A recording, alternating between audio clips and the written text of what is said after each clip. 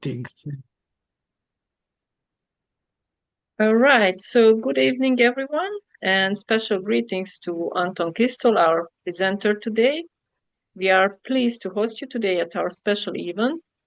My name is Borbála Klacsman. I am a secretary of the Subcommittee for the History of the Second World War, Hungarian Academy of Sciences. And this event is a part of our popular history series entitled Pillanatképek, meaning snapshots, in the course of which each month a historian delivers an online presentation. These presentations are open to the public and we record every one of them. Therefore, they can be viewed on the committee's YouTube channel. We are going to record this one too.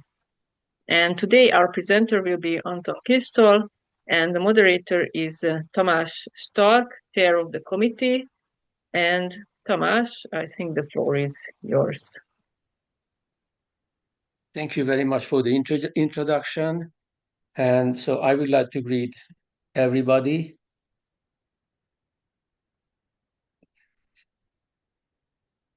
I received just a message. Parents is requesting to record this meeting locally. Allow recording. Do I allow recording? Yes, I guess. Yeah.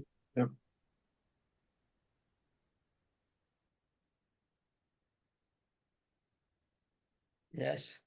Okay. So I would like to greet everybody. Thank you for coming. And first of all, I would like to introduce our presenter, Anton Kistol.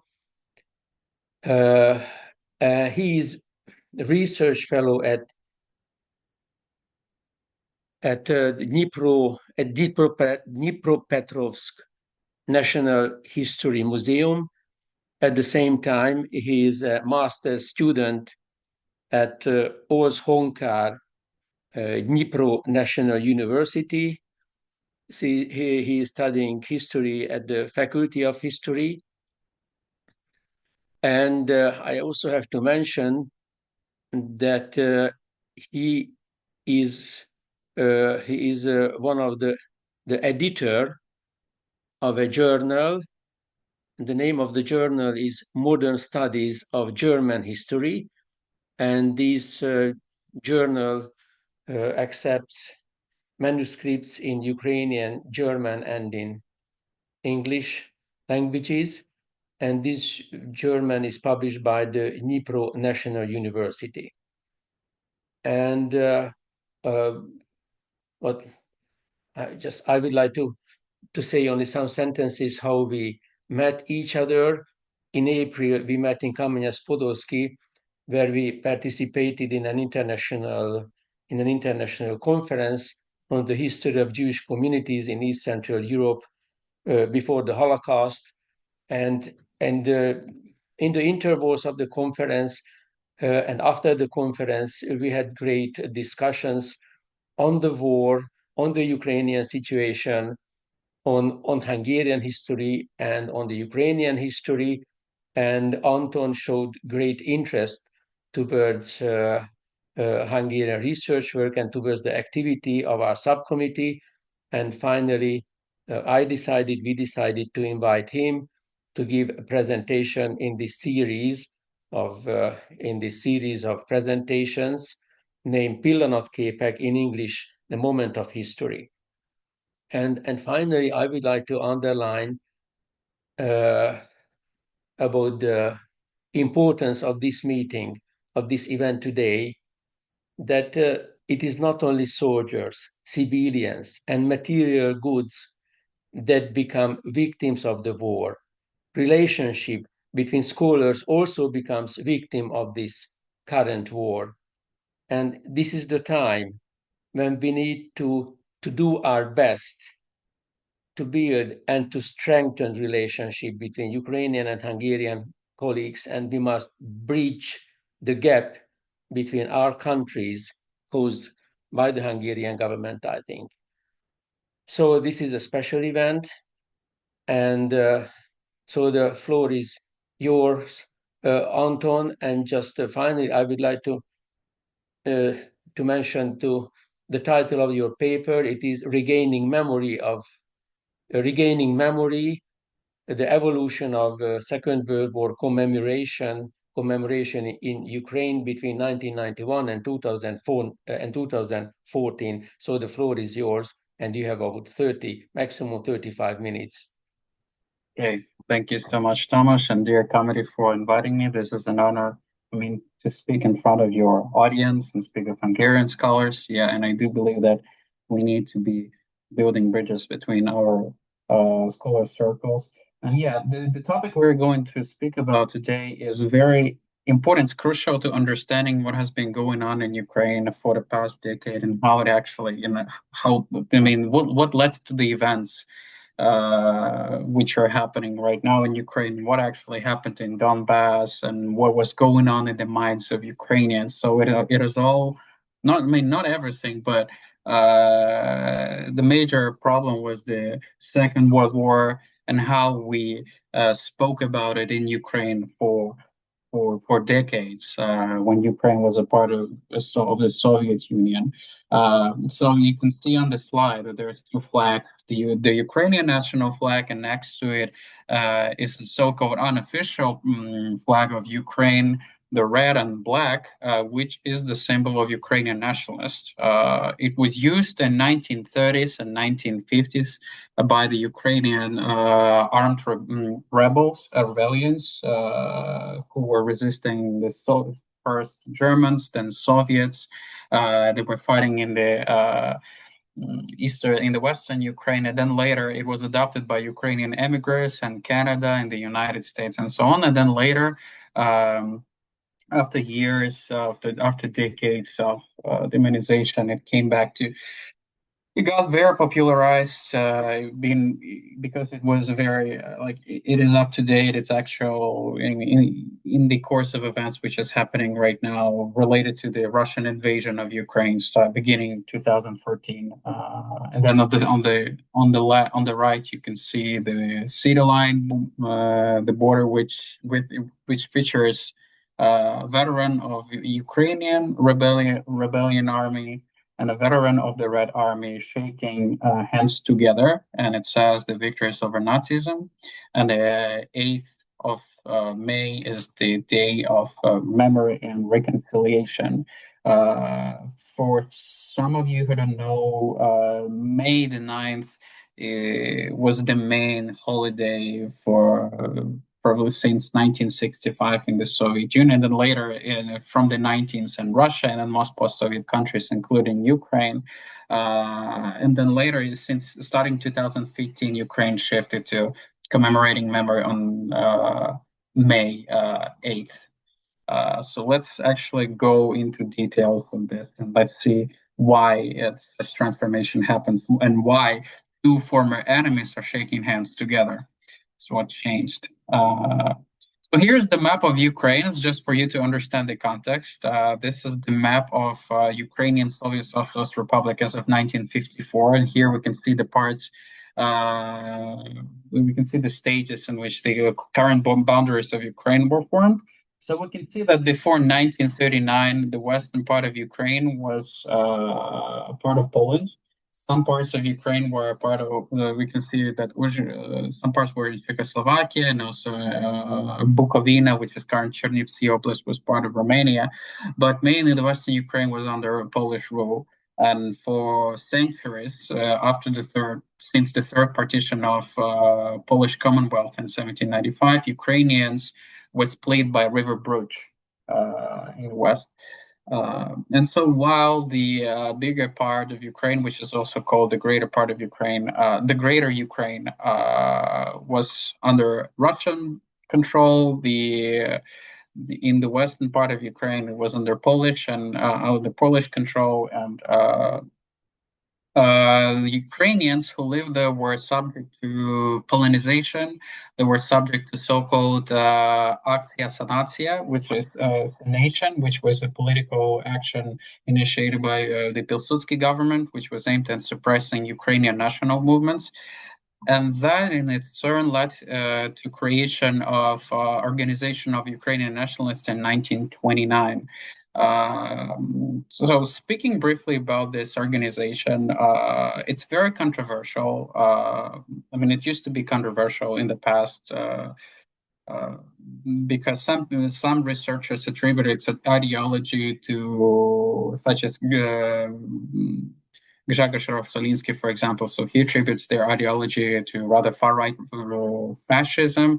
Some instead say it's a nationalism, or some even believe that its economy program was rather leftist. But nonetheless, it was a radical far-right organization in its roots, which was like for which main idea was the creation of Ukrainian sovereign state, homogeneous state, which was supposed to be only for Ukrainians, which means without Poles, without Jews, without Germans, only for Ukrainians.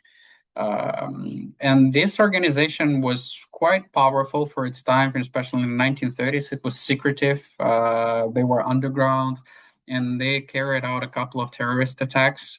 One of the main attack, the most popular one, was the assassination of the Polish Minister of Interior, Bronisław Piracki, which was a retaliation for attack on Ukrainian activists in Volhynia.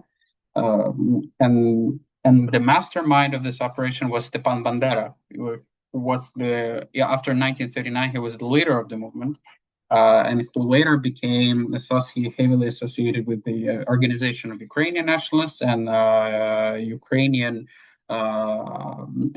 Insurgent Army, or so-called UPA. In Ukrainian, it's Ukrainska Повстанська Armia, or means the Ukrainian Rebellions Army, or Ukrainian Insurgent Army.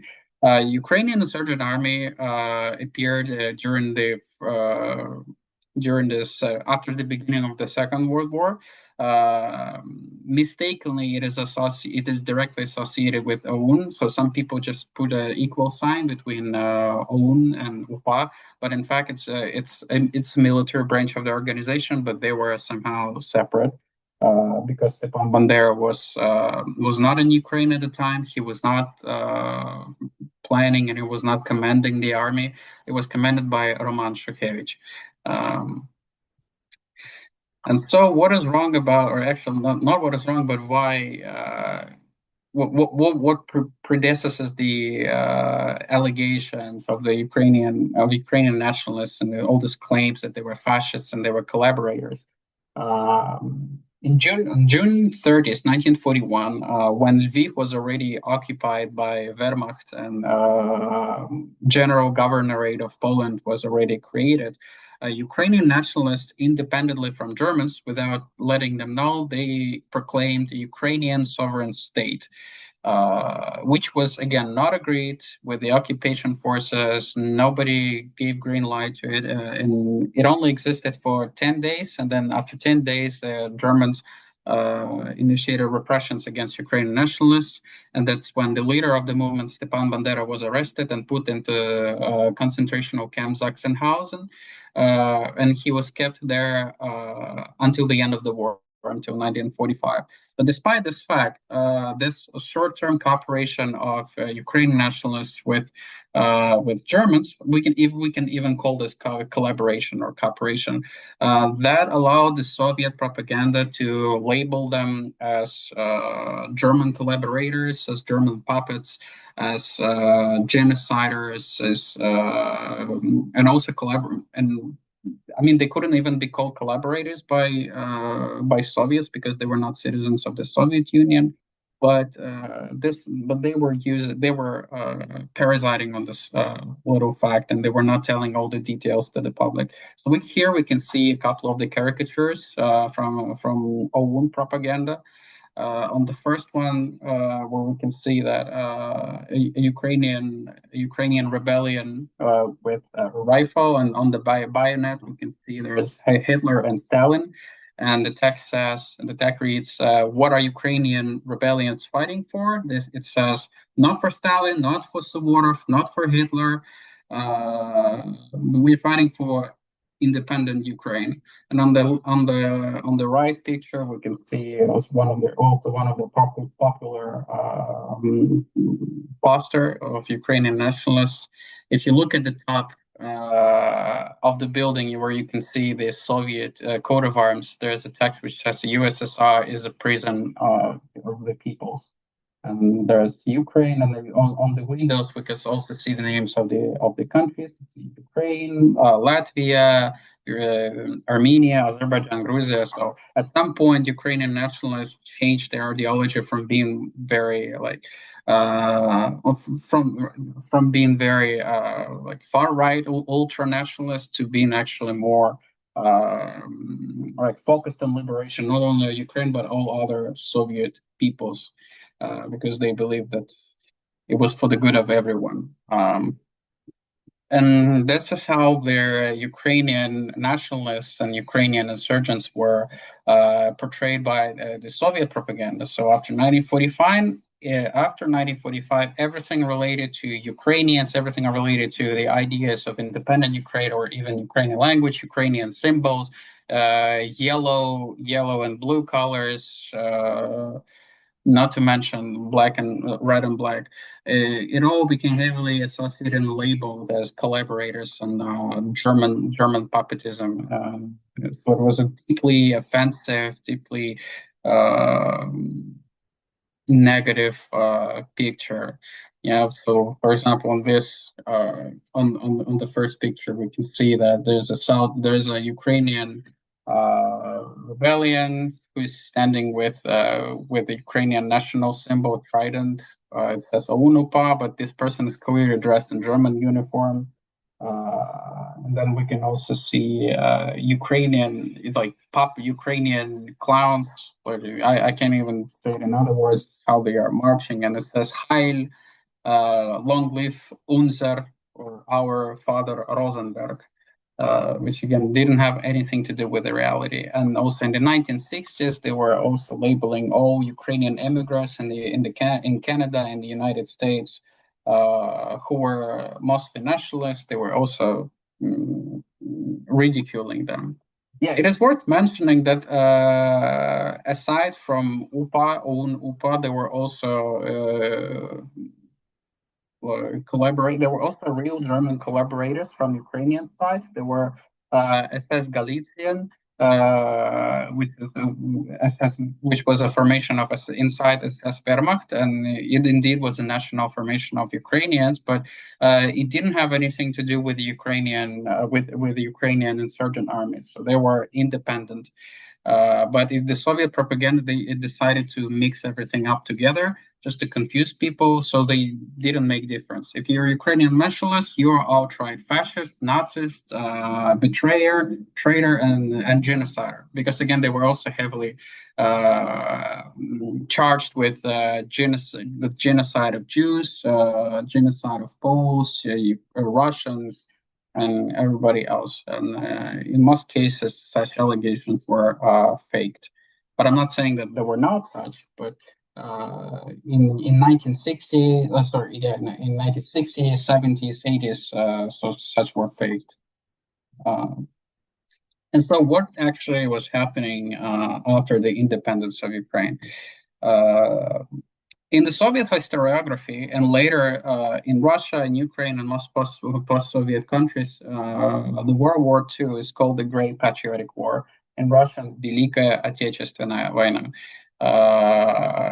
So Russian and Soviet historians, they were trying to make this, like they're trying to separate it from the Second World War, like to making it special, like to making this a sacrifice. Like our war is special, and it's they were always blaming Americans for not coming to help Soviet Union earlier. They were saying that okay, America only joined the war when they felt that Germany was failing, and that's why we suffered more. And yeah, so we tried to build a special picture, like the special image of the Soviet war. So it was sacred, right? But it's also worth mentioning that uh, the May 9th as the day of victory. Again, it was not commemoration. They were celebrating as of the great victory of the Soviet people. It wasn't celebrated always. It was only the Soviets only began to celebrate it in 1965. Before that, it was just a regular day. It wasn't even a day. It wasn't even a day off. It wasn't a holiday. I mean, despite it was celebrated, in fact, but um, it wasn't given much attention in public, and but it only became intensified more since 1995, and then later when Vladimir Putin was elected in Russia, that's when this holiday became much important. And so in Ukraine, actually, when Ukraine got independence, we were copying Russian and Soviet narrative, and pretty much there was no difference between how it was celebrated in Russia, in Ukraine, in Belarus, and in other Soviet countries. It was all the same. It is a sacral day for Russian propaganda, for Russian great narrative, because it's one of the few things which Russians can be proud of in the history. Because again, Russian Federation doesn't have many successes nowadays, so that's why they're always looking back in the history and they're trying to bring it up. The past, they're trying to bring up the past and say, "Hey, you see, we were capable of." Winning in 1945, which means we can do it again. We can show our might and our force even today. Uh, and so that's why it's given a special attention. And Russian organizations, Kremlin, and all organizations associated with Kremlin, they were sponsoring all May the 9th activities in Ukraine. For example, this one, the one you can see on the big photo. It says the Immortal Regiment of Ukraine, where people were supposed to bring the portraits of their ancestors, the veterans of World War II, and such were politically motivated marches, because people were also bringing some uh, political slogans with them, political posters, flags of Russia, and they were marching with. And usually they were full of communists. The Communist Party, yeah, it's their electorate, so we can say it's uh, was part of it. Yeah. These two photos you can see here are the photos from Krещатик. They are from 2010. As you can see, there was kind of a farce. They were bringing historical machinery like military tanks, jeeps, and so on, just to give give the people this feeling of a real holiday. But despite creating this feeling of holiday, like, hey, war is so fun. 30 million people died, but it's okay. But because we won, and our grandfathers would probably like us partying, and so on. It was rather a day. It's one of the few days where Russia and Ukraine could show that they have something in common. At least it was the Russian idea to say like, hey, you see, Ukraine, we have common victory. Why should we separate our ways if we have such great pages in our history to celebrate? What was happening in the western part at the same time? And throughout 1990s and 2000s, monuments to Stepan Bandera were appearing in the western oblasts of Ukraine. Let me remind you that Stepan Bandera was highly demonized figure in Ukrainian history, and because of the split into West and East, in the East, it was unacceptable to even name a street after him, or not to mention having a monument to Stepan Bandera, and that was creating many tensions between those two parts. For example, people who were from eastern regions, when they were visiting western regions, and when they saw a monument to Stepan Bandera, these people were outright thinking, "Wow, this is why they are fascists. Why are they celebrating this fascists? It's unacceptable. My grandfathers were fighting against them. We and they are celebrating this person. They are brainwashed enemies of ours." Um, and these people and people from the east, they were not really, they were convinced by Russian media and Russian television that people from the West are brainwashed, and they were convinced that people from the western parts of Ukraine were rewriting history, and it was falsified. The only truth is the one which was created by the Soviet and then later Russian historians.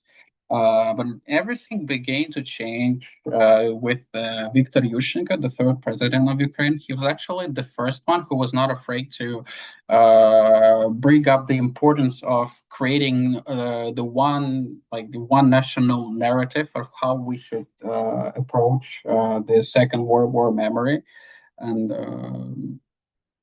he first he first proposed to equalize the veterans of UPA with the veterans of Red Army, who were in much privileged position. They were receiving social benefits, and also, not to speak only about social benefits, but also some social status into society. They were highly respected. They were always invited to the different parties. And then Viktor Yushchenko realized that we need to unify the country, and for that reason we need to focus on commemoration of victims uh, rather than parting people, separating them and saying only about one side, like who is bad and who is right. Again, these people, like the Red Army and the veterans of UPA, were enemies. They were fighting on different sides, but they were all Ukrainians, and that was the main focus. We need to bring people together because we are looking into the future, and we need to have our own national narrative, not the one which is brought up from abroad, from Russia, for example. But when Yushchenko started this, it was 2005, 2006. I remember these times very clearly.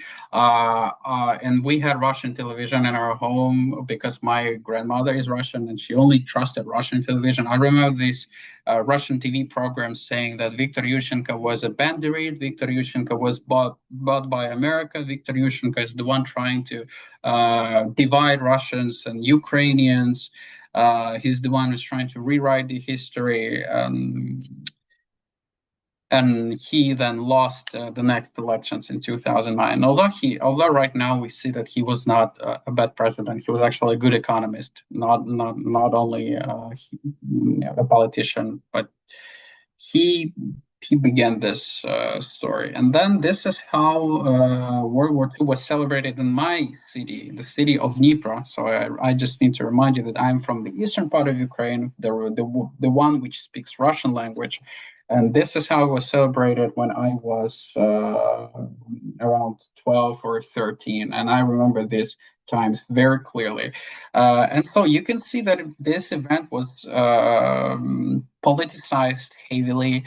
If you look at this left upper photo, you can see on the background there is a photo of Viktor Yushchenko, the president of Ukraine. And when May the 9th was approaching, the city was covered in this political big boards. The politicians' faces were everywhere, but this holiday was monopolized by the Party of Regions, the ruling party of Ukraine at the time. And I believe that this heavy politicization of the May the 9th of the victory of the day of victory, it only began after 2010 when Viktor Yanukovych was elected. And I believe this is something which was advised to him by the Russian political technologists, because in Russia at the time it was already the case that it was solely about politics. It was solely about political laws, slogans like, hey, yeah, we can repeat this. We can again reach Berlin. And it was before 2014, by the way. They were already thinking about how they could conquer Europe if Europe does not agree with their demands, or if Europe does not begin to like Russia at that point. And this is how the political, and this is how the World War II memory looked like in Lviv in 2014. It's pretty much the same period of time. So there were veterans of UPA who were demonized in the eastern part, could march in Lviv. And the portraits of Stepan Bandera were out in the streets, and there's youth was also engaged in the commemoration. which was again quite shocking for us at the time. Like, how this is fascism, this is ultra right nationalism, this is something unacceptable in the streets and in the streets of a European country. And nobody was trying to understand the thing. And then at some point, the World War II subject became so much politicized that it turned into farce.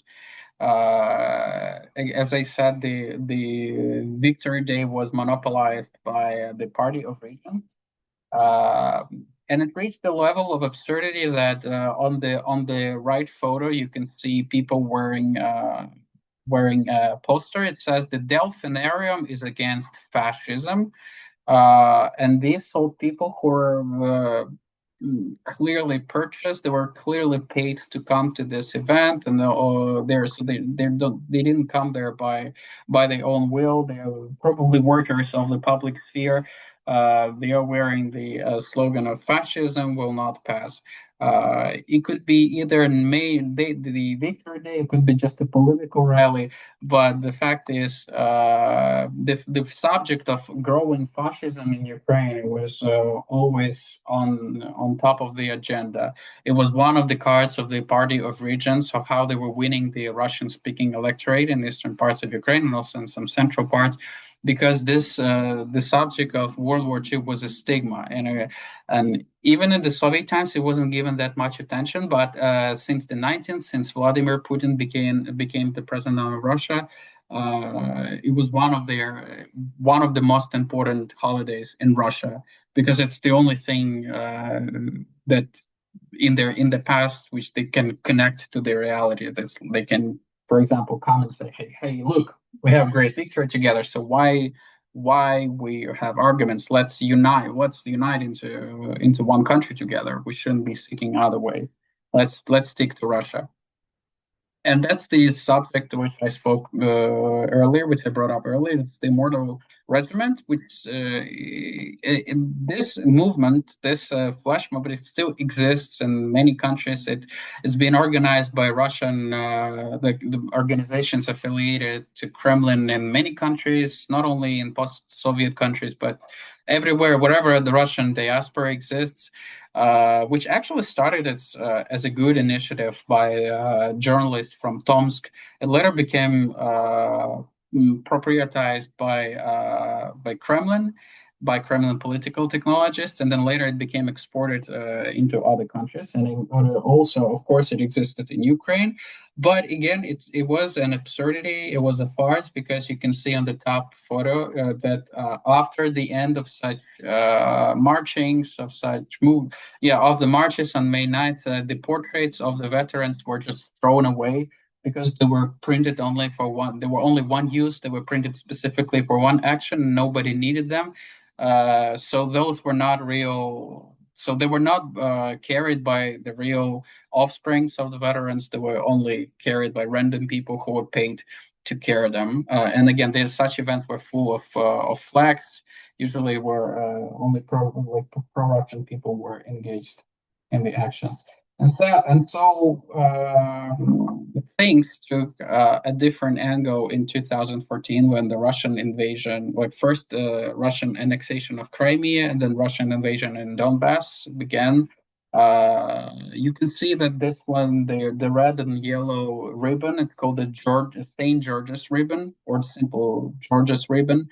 It's one of the symbols of the Russian myth of the Victory Day. You can see it on most propaganda stuff, which is related to the victory in World War II in Russia.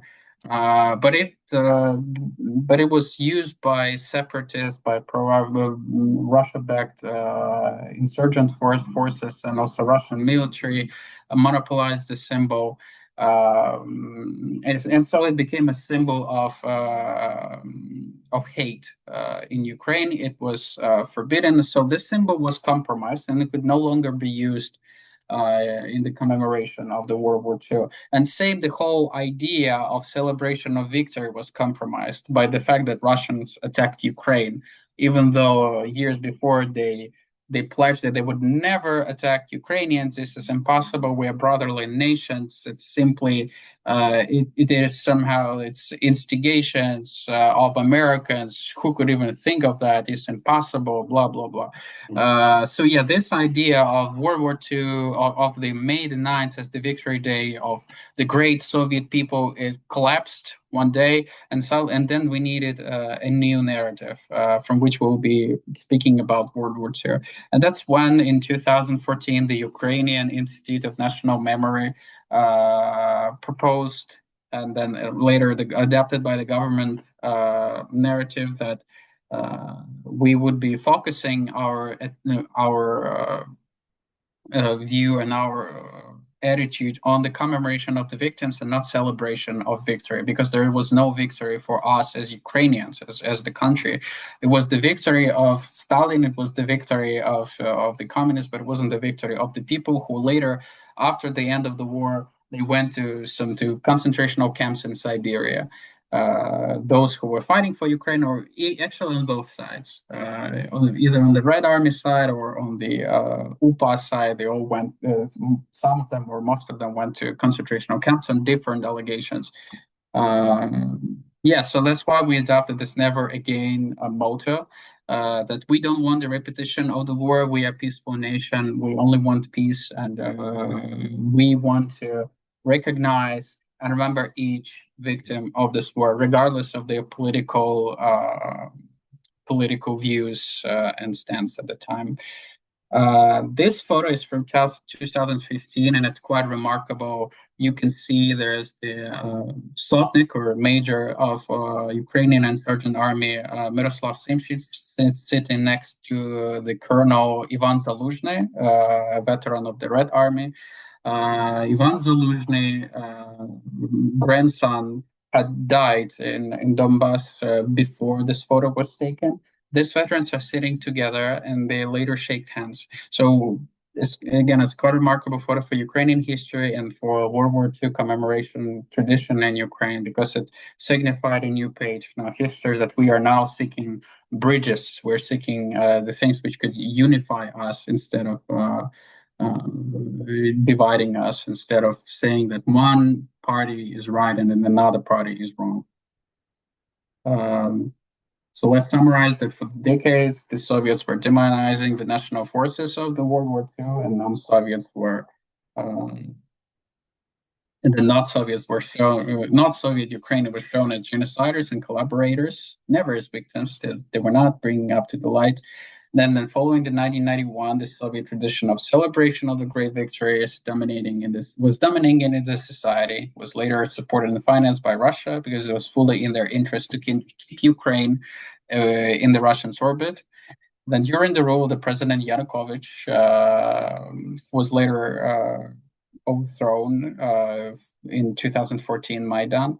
World War II subject became highly politicized into division of the society. And the following the 2014 Russian aggression, Ukraine changed its attitude towards May 9th. Instead of celebration of one's party victory, it now commemorates victims of both sides, aimed at reconciliation of both Red Army and UPA veterans. Well, that's it on my end. I'm looking forward to your questions. Thank you so much for your attention.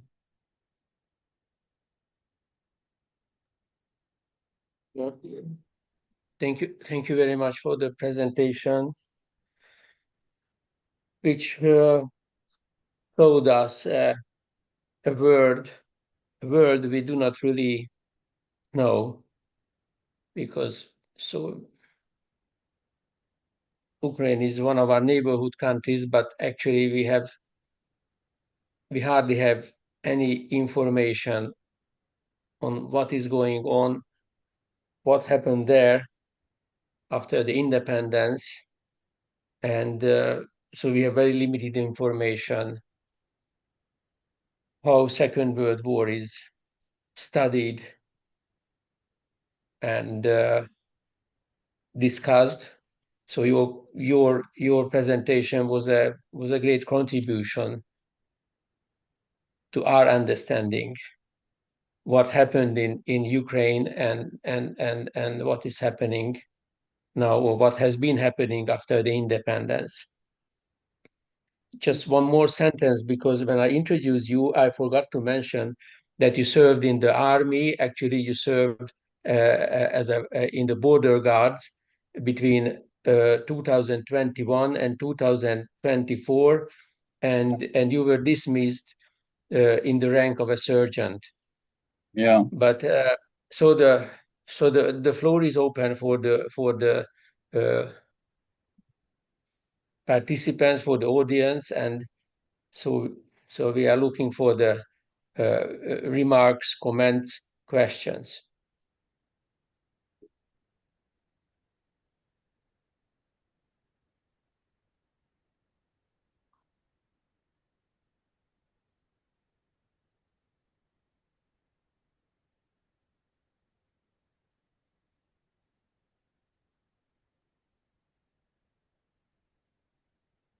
Since other colleagues are thinking, just I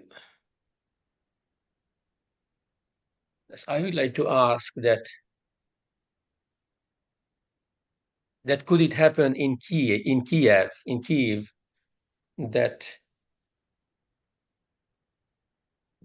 during a family meeting, the grandfather, great grandfather served in the Red Army and arrived at Kiev at the end of 1943, and he participated in the liberation of Kiev, and he received medals. But other members of the family, or four other ancestors of the family, served in the UPA, and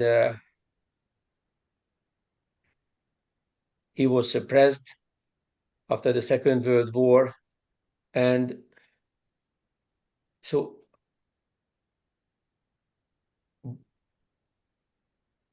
a family which is burdened by the different past.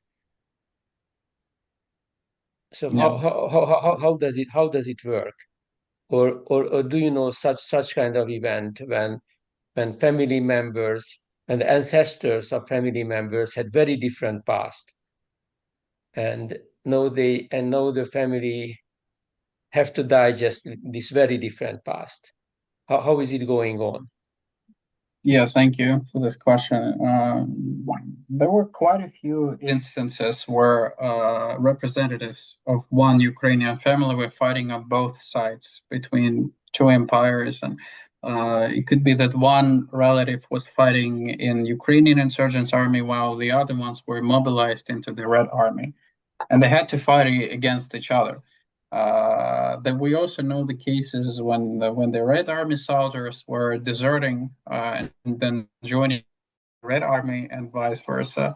Some some Ukrainian nationalists were deserting because at some point they were disappointed, and they either tried to dodge the service or they also became communists. So that is the thing. Yeah, Ukrainian families were divided. Uh, in Is many this cases. division still there? This Division is division in a family? Pardon? yeah, well, in many families it is, like especially in the region where I'm from.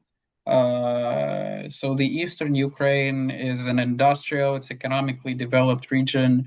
And during the Soviet times, we received a lot of immigrants from other regions of Russia. And so naturally, Ukrainians and Russians they were bonding together, creating families. So having one part of your family somewhere having somewhere living in Russia, and another part of your family living in Ternopil or in Lviv is a common thing, very common thing. And the political views of such families, they could be diametrically opposite to each other. And then starting the 2014 events and the annexation of Crimea by Russia and so on, it all led to separation of many families. They don't talk to each other anymore. That's very that's painful to see. And I'm not an exception. My part of my family also lives in Russia, like a small part, but still there are some relatives. But even my grandmother, who is ethnically Russian, she after 2015 yeah, I guess after 2015, she never spoke to her sister in Moscow because they could not agree on the pages of the past. They could not agree on the political agenda, and they could not agree on what was going on in the past. Even though my great grandfather was actually in the Red Army, and he was a military engineer, and he was a pure Russian from Siberia, my grandmother, who was Russian, she realized that yeah, that's a wrong thing to blame Ukrainian nationalists and everything. Uh, I mean, yeah, at some point she was taking the Russian position, but then later, when 2014 action, things happened, uh, something changed in their imagination, and that's actually one of the reasons why many Ukrainians turned their views onto Ukrainian nationalism, Ukrainian insurgent army in the past because it's a role model for today. We need new heroes right now. We need an example, like a role model from the past in the modern day, because we need somebody who was actually fighting Russians for independence.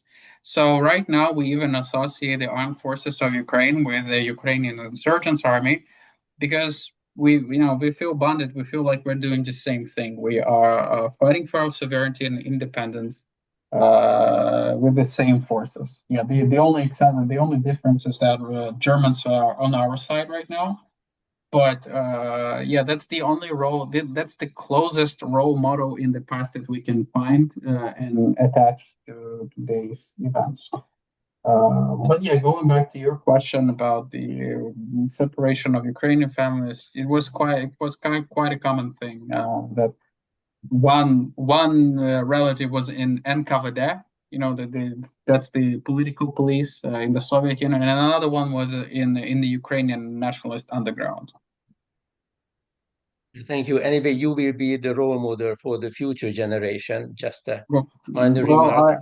I hope there would be no reason for that because I hope that Ukraine would be existing in peace and in its internationally recognized boundaries. So there, I just I believe there will be no war at the time.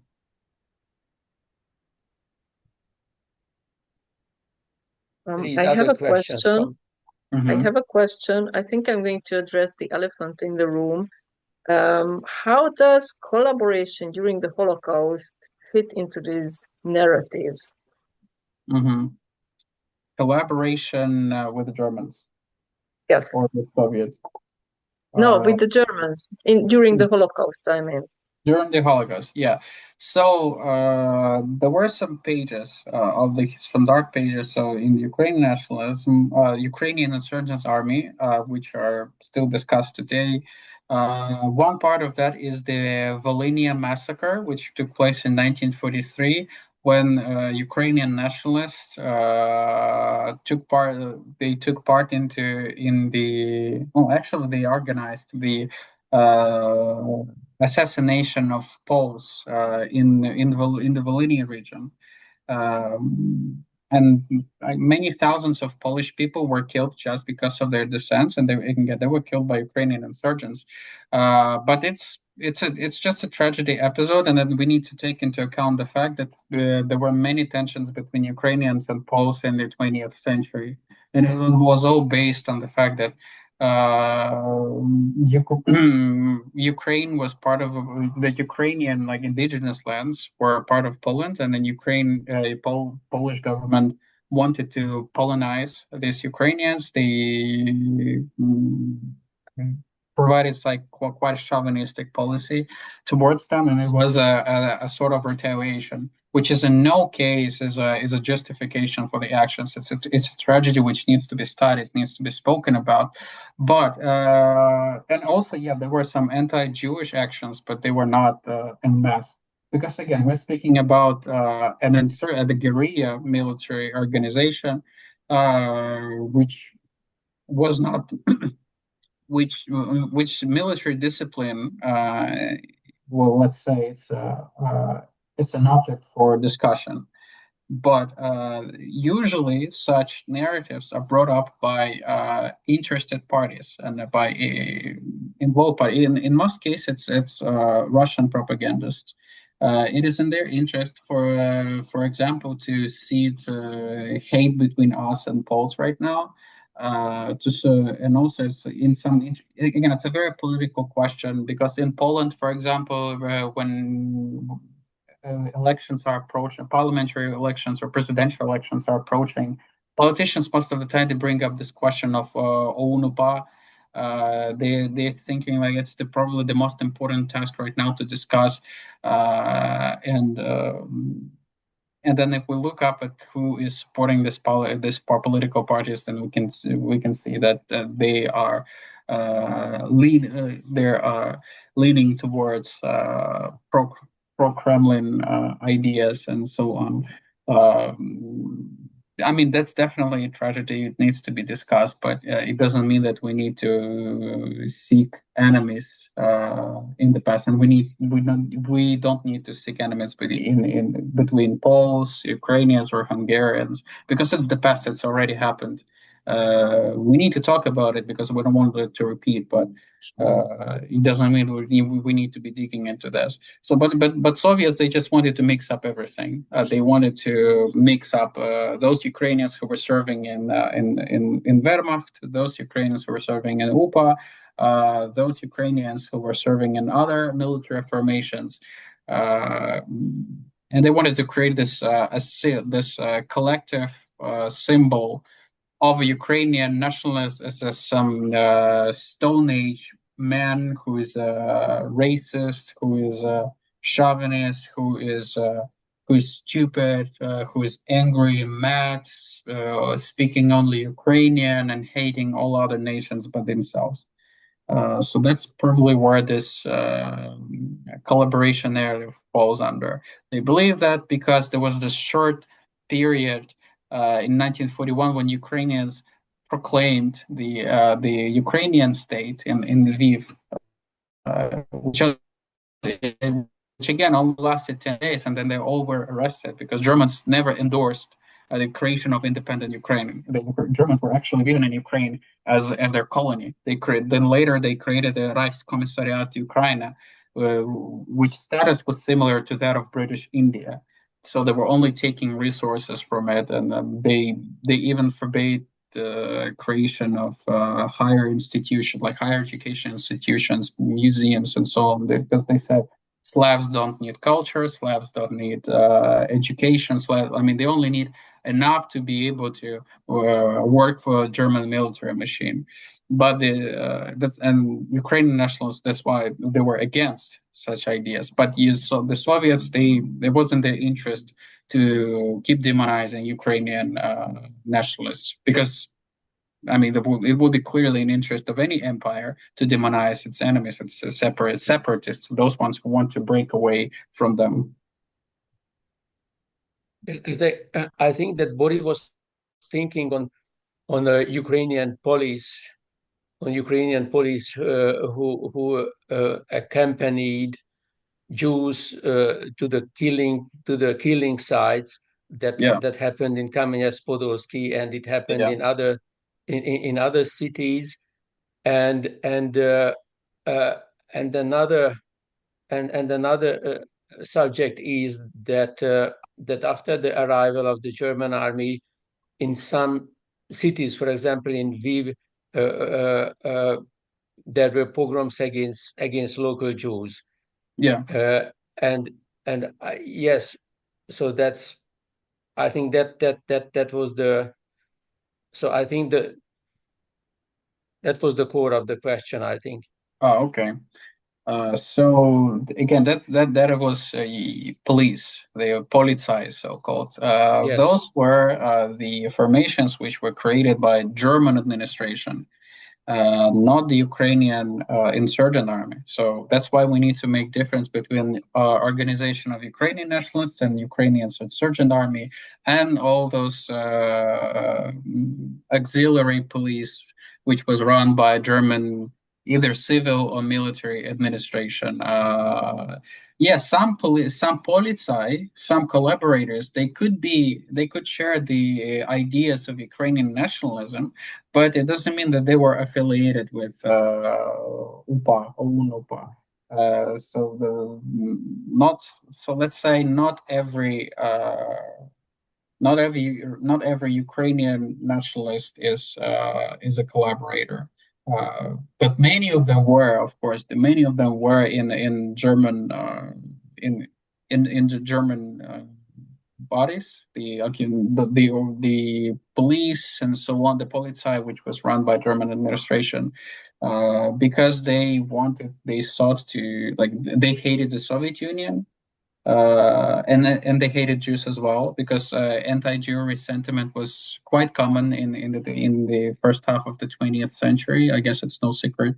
Uh, but we should not associate all of them with OUN and UPA. In fact, some Jews served in OUN UPA, and the ideas of OUN UPA were also progressing.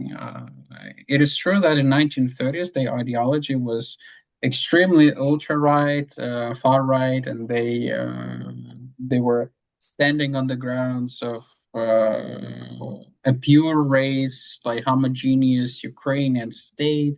But when the Second World War outbroke, and then when Germans occupied the Soviet part of the Ukraine, uh, they needed to adapt the ideology because they wanted it was in their interest to bring more Ukrainians to the ideas of the nationals because historically the left bank Ukraine, the Russian the part of Ukraine which was under Russian was historically more multicultural, more cosmopolitan because there were many peoples living there who came there during the Russian Empire and later the Soviet Union, and so they were after 1941 they were looking not only at a pure race Ukrainian nation, but that then they adopted the idea of Ukrainians as political nation later.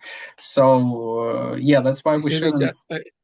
yeah, just so we still have some minutes, and probably others would like Yeah, to comment. yeah. Yes, please. I have two questions. Yeah. One, you said about Bandera and UPA, it's didn't accept it in eastern part of Ukraine before the war. And no, my question is this situation changed today in Ukraine, also in eastern part of Ukraine, they are more accepted uh, uh, since the war broken. Other my question is regarding the Volyn question, the Ukrainian memory policy about the Volyn massacre, how it changed in the last 2 3 years regarding the Poland is the major supporter of Ukraine. Yeah. Thank you. It's a very good questions, and interesting ones. The first thing is, yes, it did change. The attitude of Ukrainians toward UNOPA and Bandera changed significantly.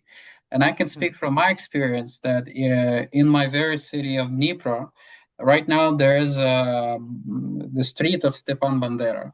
It's not the major street, it's not in the city center, but the fact that it exists, it's already a milestone for Ukrainians who live here. When I was in school, it was we could not imagine that. It was even I guess I was of a little bit of a different opinion because in my home we were all Russian speaking, we were all subjected to Russian television, and we simply were not interested in other points of views. We thought that okay, like we have this Russian Soviet narrative of the victory day, that the Soviet soldiers are glorious, and all those who were not with the Soviets were our enemies, and we were okay with that. I remember that even in my school in 2010, there was a librarian, and she hung the portrait of Stepan Bandera and Roman Shokhevich, the commander of UPA, and it was an outrageous action. It was simple, like wow, like I mean, it's pretty much like I don't know. Well, it felt like we hanging the portrait of Hitler in Berlin. Maybe that's how it felt at the time. But I was curious, and I asked her like, well, why are you hanging the portraits of fascists here? And she was like, "Who told you they were fascists? Why would you read some other books? Why wouldn't you be interested in other points of view?" And so on and so on and so on. So it was a process, right? It was a process. We had to accept even the fact we had to be ready to look differently from a different perspective with this. But yeah, it is different right now. Why? Obviously, because UPA were fighting Russians. We are fighting Russians right now. We are fighting for our independence. So that's a perfect role model from which we are taking inspiration and which we're copying at some point. And that's why the symbols of UNUPA are partially the symbols of Ukrainian army today. The second question regarding the Volhynia massacre, that is a very difficult question between us and Poles. We love Poles. Polish people did a lot for Ukrainians, and we give them all the credit. We appreciate the help a lot. They're always there for us, uh, but it's also difficult for Ukrainians to speak about this because imagine that you glorify UPA, right? You take them as your role model, and now you had to face the fact that they were not saint, that they committed something horrible. And then it kind of I would say it's something psychological. Like you need to acknowledge that your ideal is flawed, and then you need to rethink this.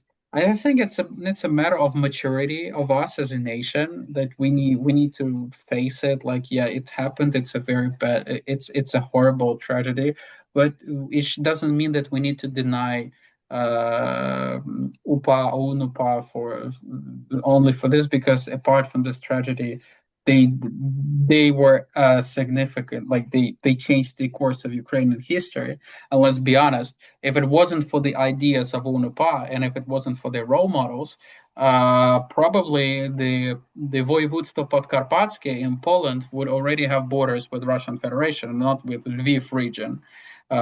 So we need to acknowledge this fact as well, that right now Ukrainian nationalists are not the enemies of Poland. They're in fact the best friends of Poles, and they are defending them as well. Yeah. Thank you. Other questions and comments?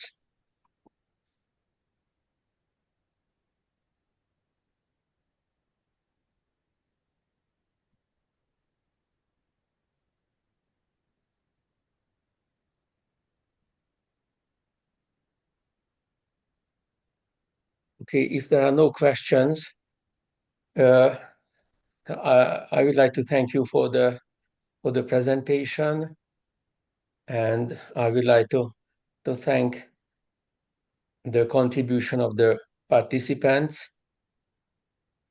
So that was the unique event of our series of presentations, Pillanatképek, Moments of History, and probably in the future we will organize extra presentations again. We shall see. Anyway, thank you very much. And so all the best. Thank you, Kistol, Kazuma. Anton, so we are with you. Thank you. We Bye. appreciate it a lot. Have a good one. Bye. Thank you. Thank you. Thank you. Bye. Bye. Buri 1 percet.